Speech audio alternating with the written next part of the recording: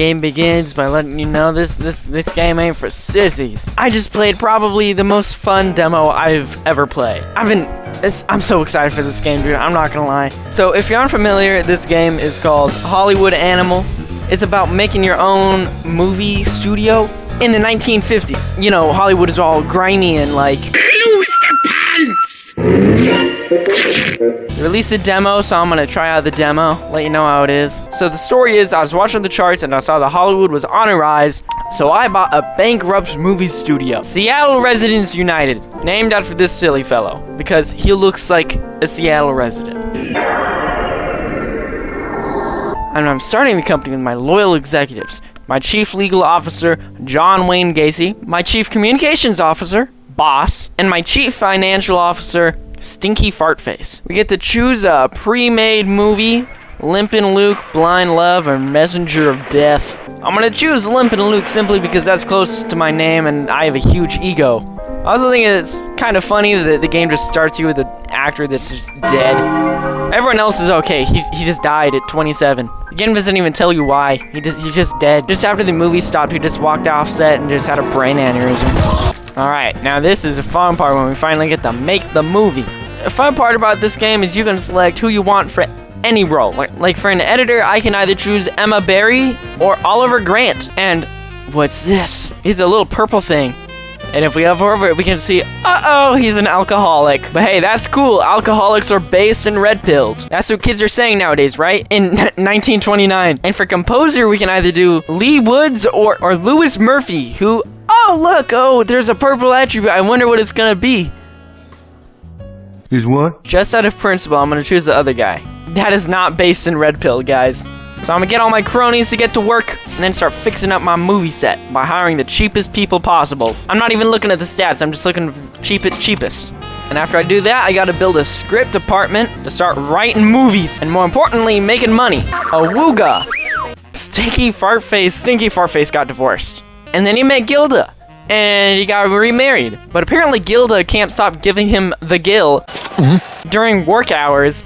And he's asking me to keep his wife away from him. And we can either keep his wife away from him, or we can provide him with fresh gas station pills. We can see that whenever we make a decision like this, it will change his loyalty or his happiness. So we can either make his loyalty go up, or his happiness go up. And because it doesn't really matter that much, I might as well make him a happier fellow, you know what I mean? Just like that, our movie's done. We lost a little bit of quality, which we need to make sure is up so we make money. We can choose a poster, whichever poster we want. Now here comes the neat part, we get to choose when our movie ships. And if the screen will stop giving me these prompts. It gives us some advertisement time. Then for the beginning of the film, we get to choose which demographic it is advertised to, specifically. Now my movie is shipping, getting ready, and then we're gonna start making money, hopefully. Now that our script department is complete, I'm gonna hire the cheapest guy I can find. And now we get to choose what genres our writers will be writing about. I'm gonna choose romance, historical, and thriller, because I wanna make my dream movie. A movie about Genghis Khan and Augustus Caesar getting into a homoerotic relationship while being chased by none other than a time-traveling Freddy Fazbear. And oh my gosh, we get to name the scriptwriters you already know. Scriptwriter 1, Bernard Larson? Nah. Brie Larson. The resemblance is uncanny. Felix Hill? More like Freddie Fitzgerald Bear. Walter West? You know where this is going. Walter White. Alright, these are their ideas for movies. That we can have them write and then turned into actual movies. And oh, this one says that its genre is historical. And if I remember correctly, that's one of the genres we selected earlier. So if I do this, they should be happier with what they're making. Here we can also get a good look at who our writers are. Walter White, he's lazy. Freddie, he's a gambler. Brie Larson. Oh no. Unfortunately, we can't just fire people outright. Otherwise, you already know that Brie Larson would be out of here. The least I can do is upgrade ethnic composition on my HR department tech tree. Most of the stuff that's gonna be worked to is unavailable in the demo, unfortunately. At least by unlocking ethnic composition, we can work towards illegals, and then cheap illegals. Now I'm gonna build a building for pre-production. And when that is done, I can finally introduce you to our cast. Pass, Smash, and Double Smash. In the second group of actors, Harry, Wendigoon, and Germa.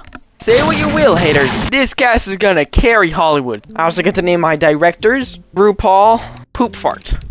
While I was doing that, my movie got released. Which is fun, because I can make it sound like people said things that they really didn't. Okay, okay, so this is a bug. Normally when you build a building, it gets a little road paved around it. But there's no road up around this one, and it just looks like super dystopian, dude. Look at this. It looks like a Muse album cover. And now that my first script is ready to start being produced, we can start setting up the production. All the locations in the film I can choose to either shoot on stage or on location. And right now we can only select one location quality. And we can see that between the two, on location is a little bit more expensive. Now if we select a director such as Thomas Morrison, a addict, who is good at filming on location, then the money, oh, I thought the money would go down, never mind. Then I select my filming technology and my sound technology, how many extras I want and how much crew I want. And then I select things like my producer, who I can either choose Vincent Rooks, who's boring, or Roy Spencer, who's a gambler, like a true Alpha Sigma Chad. oh, these are the ones I named. For director, I can choose either Poop Fart, who's disciplined, or RuPaul, who is a perfectionist. I don't know RuPaul in person, but I like to imagine that that's how he is. This is the first time a drag queen has ever been put on the cover of... A drag queen? A drag queen? I am the queen of drag. I've selected protagonist. Going right off the top of the list, Wendigoon, who's both a leader and hot-tempered, seems good enough to me. And now to choose the villain and the evil witch, I'm gonna select Lydia Globe, and then I get to put down my fancy seal with my Seattle Resident United lemur on there. I think that's what that is. Here is probably what I'm most excited for. We get to make our own movies. Look at that.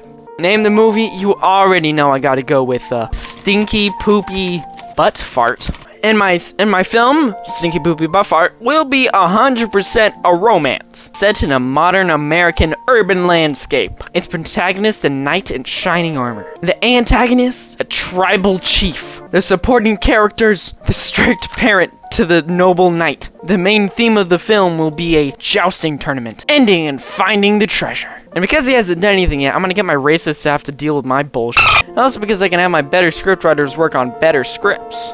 This one, Only Idiots. Buy tickets. Chat. Be honest, is that a bar or not? A historical film. Set in a modern American city. Film about a knight in shining armor going up against a tribal chief, against the wishes of his strict parent, to win the jousting tournament, and in the end, the antagonist repents. Just so people know that they're not watching the same movie. Because I have one more writer, I'm gonna make one more script. The one, the only, Air Bud 2, in a modern American city. A knight going against a tribal chief, against the wishes of his strict parent, to win the jousting tournament, and find the treasure. Yeah, this is exactly the same as the first one, but they don't know that. Get to work, Freddy. Oh my god! Lydia Globe killed herself. Oh my god! Alright, from here we're gonna start assigning roles for Stinky Poopy Butt Fart. My first creation is gonna be filmed at The Crib. Everything is going to be shot on stage, of course. Directed by RuPaul. The knight in shining armor is going to be played by none other than Germa. Then I met this absolute bum who agreed to sell me a script for $1,000. And you may not think that a script written by someone that looks like this would be good, but trust me, this script was golden. Oh my god, oh my god, oh my god, oh my god, oh my god. And we were going to need the biggest actors we could get. Oh my god!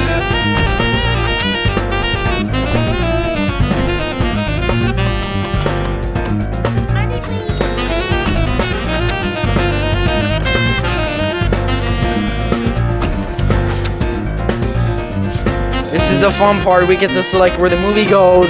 All theaters, all theaters. I'm talking every theater possible. He kept his back straight. The Stinky Poopy Butt Fart is gonna be distributed. Oh my gosh, my new movie, Stinky Poopy Butt Fart, the first film written by yours truly. I like this poster specifically because it makes it look like he's riding directly into traffic. In fact, that's the tagline now, Germa's cook. Hey, look, that guy actually liked it. That guy did not. He yapped about it for a while. It's gonna either blow up the box office, or I'm gonna blow up the box office, alright? Like, you don't understand. That one actually low-key goes hard. I'm gonna choose this one because the hand placement kind of makes it look like it's a video game. Alright, Rotten Fate. I have only spent. Oh, okay. Oh, no, the movie's gone down. No! No, go up! Start post-production. Please! Please make money! Oh my god, it keeps going down! Down! No, up! Up! Okay, it's gonna launch October because it's a drama, romance, thriller, whatever. I need money. I need money. I'm gonna buy every slot possible, people. Rotten Face! My crackhead film. The low-key, that's a low-key my crackhead film. That sounds like a tough name. My crackhead film. Solid movie I can recommend. Holding tears back at the end. Okay, please, Rotten Fakes. Please make money. Please make. Oh my god, I made $1 million! Me too. How much money is it gonna make? Oh my god, I made another $1 million! Oh my god! So, I have a lot to say about this game. Of comments to make. When I first started playing the game, I was stuck for like 5-10 minutes trying to figure out how to leave the menu. I was pressing escape. I can press escape. It doesn't do anything. It doesn't do anything. And then I realized that up here, this is the exit button. This little, like, shutter. And I mean, you know, props for being unique, but, like, you don't see it and think that, oh, that's the exit button. When it comes to firing people, if I realized I could fire this guy a lot sooner, I would've, you know? It's all very small and, like, hard to see. You know, I found out at the end of the game that I could push this button to look at all of his stats. You know, it would've saved me money to be able to fire this guy because I'm paying this guy, like, money. You know, I'm giving him money. I still don't know how to look at, like, the editor or the composer. Like, that information is beyond me. Finally, I think the building system is a little, strange. I guess it probably is in large part due to me not being familiar with, like, a circle layout. And it just leaves these, like, tiny little pockets of, like, empty space that just, like, can't be used. I do like how when building, it makes roads. Like, it feels pretty natural. And, I mean, sometimes it doesn't even matter where the roads are. The cars go where the cars want to go, alright? That car is using a desire path. Right now, that's most of my criticism for the game. But I do have positive things to say about the game. Mainly, I love the art style. And it kind of, like, helps portray the theme of the game, you know? Kind of, like, really crudish, you know what I mean? I also think this game has a lot of potential beyond initial release. Now, given that it's not going to immediately shit the bed the minute it launches, and I think that the further updates it gets will provide even more content that I think that the game could really use. I think as the game continues, it'd be neat to be able to unlock things such as shows and sitcoms, maybe even delve into animation. It also seems like there will be no things such as animal actors and child actors. I understand the animal actors part a bit more, but I feel like not having child actors is a little bit of a missed opportunity. Unfortunately, from what I can tell, it does seem as though the game has a fixed end date sometime in the 60s, I think. Which, I mean, granted is like 30 years of in-game time, but I really hope that there is some version of endless mode on launch. If you would like to, you can join the game's Discord. It's very open, they got like a bajillion languages. Anyways, that's all I really have to say about that. Not to guilt trip you or anything, but I spent like 3 days working on this video. I'm talking full 9 to 5 hours, so liking the video and whatnot really helps out. Anyways, that's about it. See ya.